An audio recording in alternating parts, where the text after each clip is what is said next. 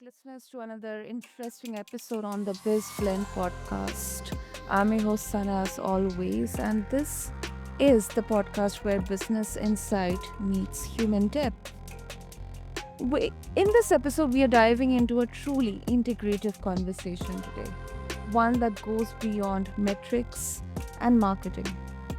And listeners, uh, please meet my guest, Dr. Dorothy Martin-Neville. Dr. Dorothy, welcome to the show. Hello, thank you very much.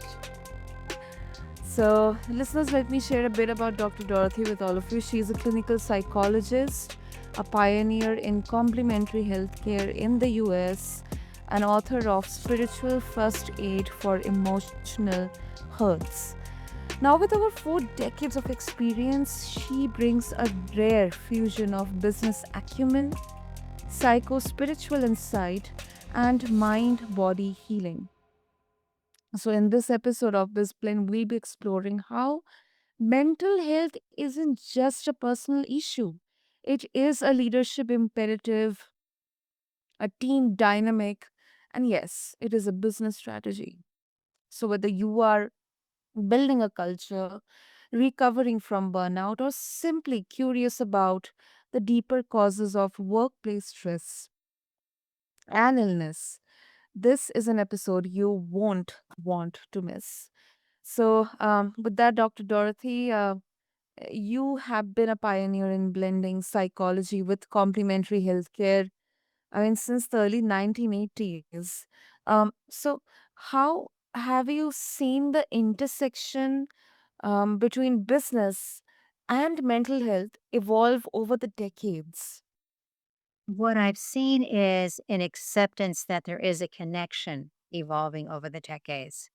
Years ago, there was a belief that mental health was really about pathology. If you were schizophrenic, if you were manic depressive, if you had some severe a psychiatric disorder, then your mental health wasn't good. Other than that, everything was just life. That life, you're depressed, that's life. You're extremely anxious, that's life. You're obsessive compulsive, that's life. And so there wasn't a recognition of how important it is to be at peace, to Mm. be out from under stress, out from under depression, to be able to function, the importance of creativity, the importance of balance has become something that certainly isn't universally accepted, but is much more accepted than it ever was. That we truly need to look at living a life that the more balanced we are, the more at peace we are, the more creative we get to be. Because creativity is limited when we're under acute stress. Mm. That definitely makes sense. I think many businesses they do offer now um, mindfulness or therapy options, stipends. But um, do you think, Dr. Dorothy, are those truly integrated or they're still like performative? In what sense? I think that the more integrated we are in understanding that every one of us has a purpose here. Every one of us has something that defined that we are came here to do, that we are walking this planet to do. When we can acknowledge that, we start looking at not doing a job because we need a job.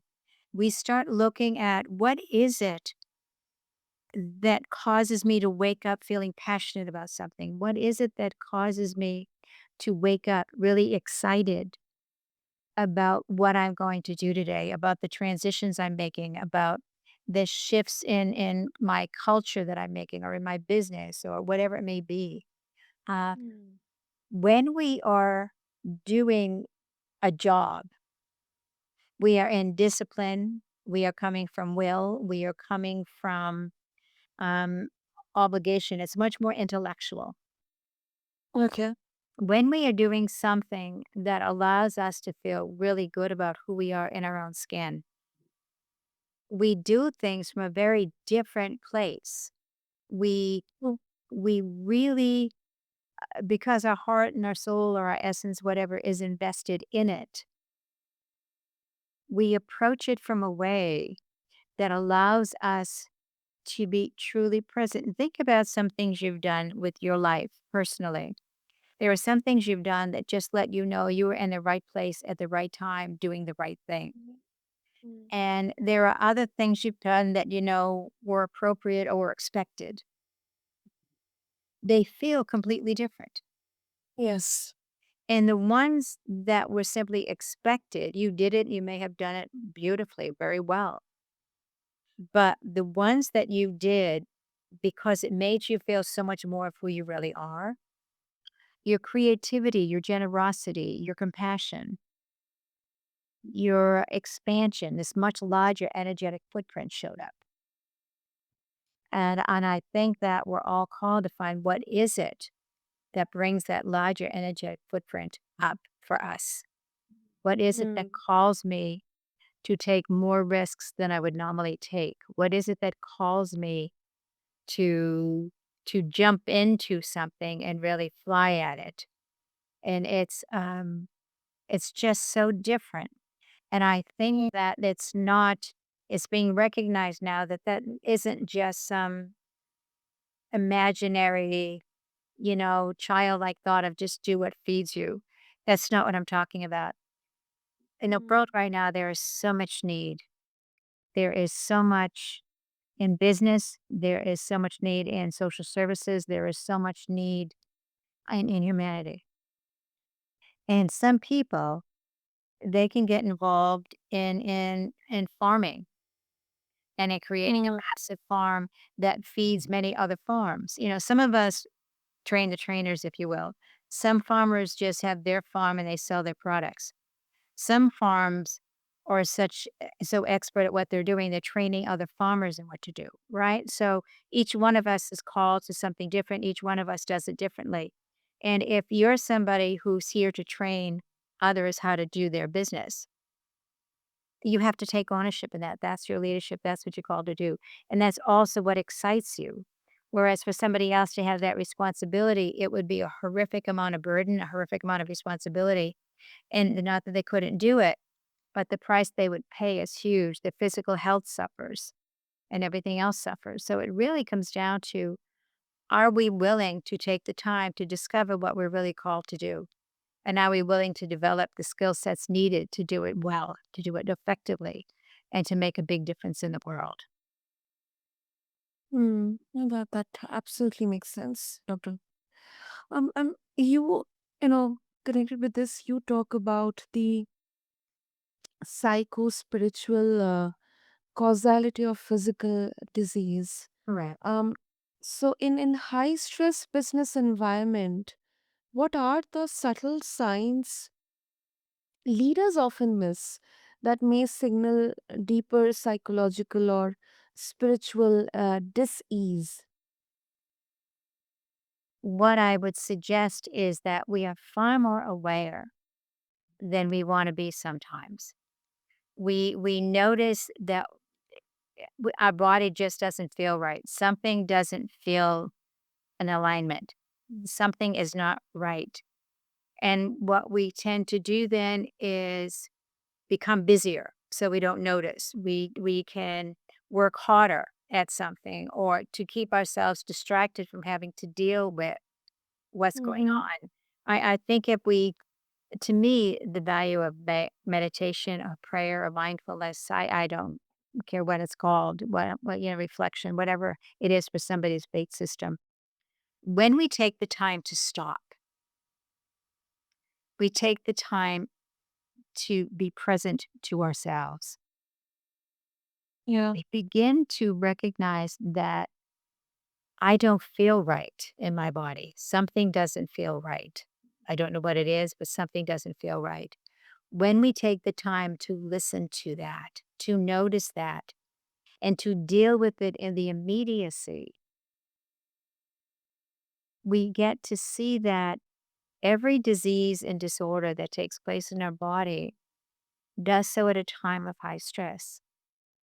Mm. So if we notice that this is out of balance and we stop to notice it's out of balance, what ends up happening is not only are we looking at what's going on in our body, we're Mm. also looking at what's going on in my life that's causing my body to be out of balance. And we're walking through life far more conscious, far more aware, and where we may have been able to ignore the stress we're under. We may be able to have ignored that we're being called by the universe, if you will, to make some Mhm. decisions that we don't want to make. If we start recognizing I'm not feeling good, we also have to realize what's going on that's helping me feel this way. And we end up really being in a relationship, which sounds odd if that's not your orientation at the moment, but we end up being in a relationship with our body that we learn to hear what it has to say. We learn to recognize that there's something that's not working, it's something that's not right. And we start to deal with it. And we start to allow our body to govern how much we push, to govern how much we keep going, to make things work and stop Mm. coming from a place of will that and I'm not for a moment saying don't be strong-willed. What I'm saying is that when we just come from a place of push, we end up paying a very high price. Yeah, I agree. I 100% agree. And specifically, I just want to stress on burnout. I often see burnout treated, let's say, with time off, or some kind of work life balance discussions, but not from a deeper, like a systemic or a spiritual one. So how do you suggest, Dr. Dorothy, leaders can reframe this, especially if we talk about burnout? Burnout, you could take 12 years off and it's not going to help you if you don't look at what's really going on. When you are burnt out, it's because you have been working from a place of forcing yourself to do what you really are not prepared to do, forcing yourself to do what other people's expectations are of you. When you move into a very different place, and there are certainly times when you're in a big family and somebody is ill and you really don't want to spend time to go to the hospital. You really don't want to spend time to take them to see the doctor. And yet you have to decide at that point in time, I've got so much more to do at the office, but I also want to take them in. Then you can just enforce go, okay, God, I'll take them in, get that over with, get back. I could go to the thing. And you're in this angst the whole time. Or you sit and you make a decision. What I'm going to do is I'm going to work an extra hour tonight to make up for the time I need to take to truly be with somebody I want to take into the hospital. Mm. And so now you've made a decision that I feel pressure taking time away when I've got so much to do. But let me step back a moment because I can feel the pressure in me. And no matter which choice I make, it's going to feel like the wrong choice. And we live our lives, some people, with always making the wrong choice. No matter what choice we make, it's the wrong one. What instead if we found a way to make two right choices? That I will work an extra hour when I get back, but I'm not going to feel good about me if I don't take her into the hospital. I'm not going to feel good about me if I'm not nurturing and compassionate at this moment.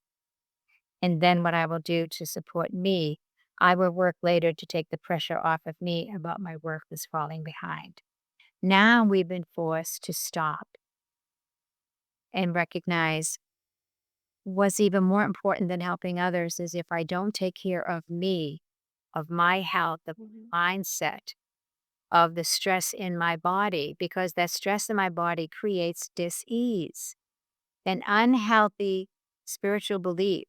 that I can never win. I'm never going to get this right. No matter what I do is wrong. That's a spiritual belief that Yeah. creates emotional dis-ease, which creates energetic dis-ease and physiological dis-ease. So if I can stop and say, wait a minute, let me find a way where everybody wins. It's not the best solution. The best solution is nobody's ill and I can just do my work. But right now, that's not an option. So, considering what is, what's my best solution in which everybody wins? I win because I'm taking this person to the doctors or to the hospital. They win because they don't have to go alone. I also win because I'm going to be working later today, so I feel comfortable about that, that now my life is in balance again. And now you go at peace to the doctors or to the hospital, and then at peace bringing that person home, then at peace going back to work and doing what needs to be done. And obviously, this is just an example. But it's recognizing that too often I see people putting themselves in positions where no matter what choice they make, they're going to feel that it's the wrong one. There's no way that supports your emotional health. There's no way that supports your physical health. Mm, yeah. And Dr. Dorothy, from your experience, and this is something very critical, not very much discussed, especially in the professional settings. When we talk about unresolved emotional hurts, how do they show up in team dynamics or leadership behavior or even organizational stagnation? My goodness. When you haven't dealt with an Mhm. emotional hurt, say from childhood, you're living in defense. And when Mm, you live in defense, it's let's just I'll make up an example. My mother didn't love me, or my mother was cruel and abusive to me, or my mother favored my brothers and not me, right? And mhm, so now we end up going through life believing we're not worthy. And so either we spend our entire adulthood trying to prove we are worthy. And when you're proving something, you can't be authentic, you can't be real because you've got a point you have to make. And so everything, whether it's conscious or not, everything about you is overworking, overdoing, over whatever in order to prove your worth. If you already dealt with that wound and you realize that had nothing to do with you, perhaps your mom had enough love to give to 4 children, but she had 6, and she was burnt out and had nothing left to give the younger 2, or the middle 2, whatever the case may be. It wasn't about you, you happened to be one that landed in that spot, the younger or the middle or whatever it is, and then you mm, realize you've got more than enough worth, and then you have the ability to start exploring so much more about you that you've not noticed because you were so busy trying to prove your worth. When you don't have to, you can sit back in business as a leader and say, wait a minute, I realize when I look back over my work history now, in my companies, I've always exceeded what my expectations were for me. In my mhm, company, I always found that my leaders believed in me, that my leaders gave me more and more responsibility because I was very good at what I did, or I was very good at problem solving, or I was very good at whatever the strength, your strength is. And when that's the case, you're no longer living in the impact of that wound from your childhood. What you're doing is you're now in relationship with yourself. You've healed that wound. Not that you've forgotten about it, but you no longer let that wound impact your life. mm, And so now you can recognize you've got great value, which is why you've succeeded the way you have. And when you start owning that, you find that you start reaching higher. You start having permission to have even more ambition. You have permission to have a far greater energetic footprint, to have greater impact and influence in your life or in the world. You have a far better, um, more freedom to bring creative thought into your organization to perhaps come up with different products or different ways to use different products or different ways to create a healthier team or to create a healthier culture in your organization. Because now you're not focused on a wound that you had. You're now healthy and present in your life with all of you is present. And you now have the ability to really change the organization you're working for or your own organization if you own it, because there's much more freedom, there's much more aliveness within you. I agree. I agree. But and this is so relevant because team, they sometimes mirror their leaders' unspoken wounds as well. Um, and so, is it safe to say, Dr. Dorothy, that business culture is a reflection of internal conflict, maybe within the leader themselves, or maybe among the team members or within the team members? Oh, it will be. It will be. Which is why it's so important to bring somebody in if the team is having issues to help the team. Sometimes it's one person on the team who doesn't really fit the culture of the team, and unfortunately, many companies hire people because of their skill set without Mhm. assessing will they fit the culture of this company. So you have to have people who fit the culture, which means the company has to know the culture it wants. And does this person fit the culture? And if they fit the because if let's just say your company's culture is the customer is always right.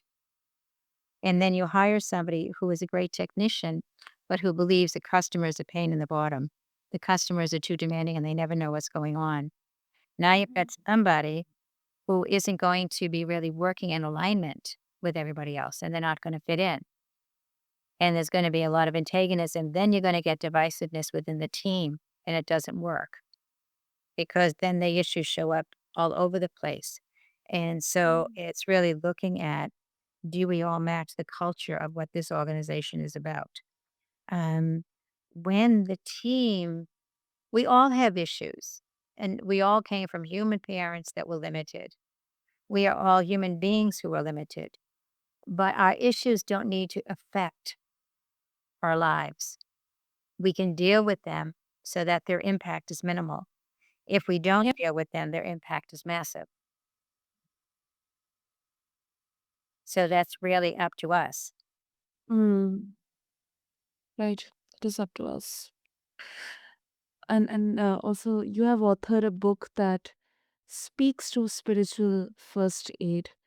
Um, so, uh, what key takeaways you would like our listeners who will be, let's say, going through the book to take away, if, especially about business, and for most of the entrepreneurs? If you go to my website, askdrdorothy.com, I have a leadership self assessment tool. It's free. You can take it, it takes about 20 minutes. It's a questionnaire, and you'll get immediately an understanding of the type of leader you are. Are you a team leader? Are you a visionary leader? Are you a thought leader? Are you an organizational leader? And you can come to understand the type of leader you are, what your strengths are, what your limits are, and also take a look at how you hold your stress. All of that will be shown to you.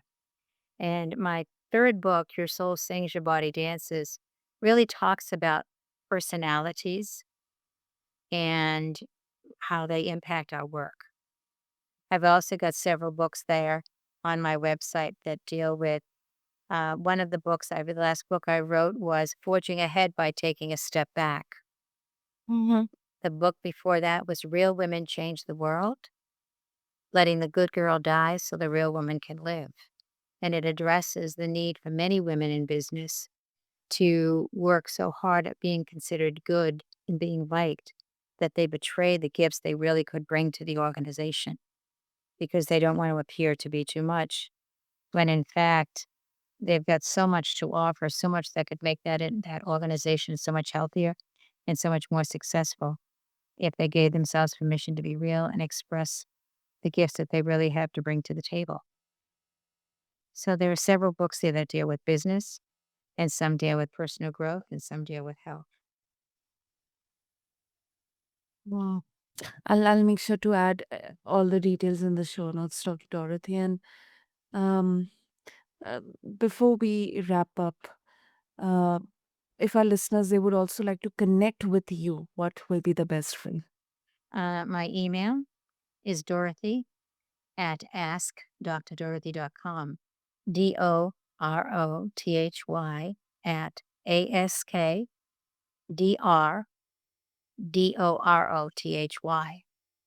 And they could send me an email at any point in time, or they could connect with me on LinkedIn and connect with me through LinkedIn. Either one of Wonderful. those would work beautifully.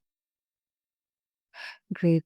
I'll make sure to add the links and the details once again in the show notes. And Dr. Dorothy, really such an insightful, grounded, real world application worth of conversation this was. So, thank you so much for reminding us that business isn't just about profit margins or numbers, it's about people, purpose, and healing the hidden layers that definitely shape our behavior. Thank you.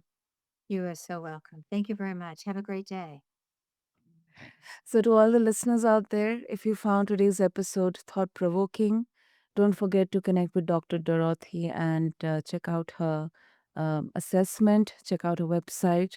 Just refer to the show notes along with this episode. And also, don't forget to subscribe, share, and leave a review. And most importantly, overall, consider this: what unseen emotional patterns might be influencing the way you lead? So, with this question, I wrap up this episode of BizBlend. Until next time, keep blending strategy with soul right here with me, your host, Sana. Thank you.